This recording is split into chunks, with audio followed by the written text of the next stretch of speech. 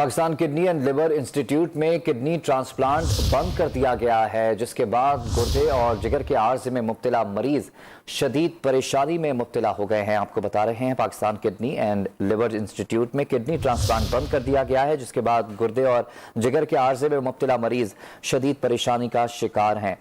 लाहौर से आपको ये आगाह कर रहे हैं, Pakistan kidney and liver institute में किडनी ट्रांसप्लांट बंद कर दिया गया है, जिसके बाद गुर्दे और जिगर के आर्जे में मुब्तला मरीज शदीद परेशानी का शिकार हैं। 2 हफ्तों के दौरान कोई भी किडनी ट्रांसप्लांट नहीं हो सका है। अद्वियात की किल्लत के बायस ट्रांसप्लांट बंद करना पड़ा।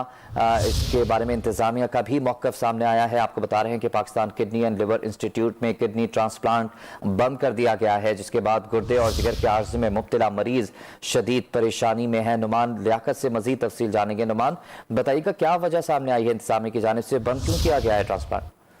जी बिल्कुल, जब से एलसीज बंद हुई हैं तो अद्वियात की किल्लत का काफी सामना करना पड़ा और सबसे ज्यादा मुश्किलात जो हैं वो मरीजों को हैं।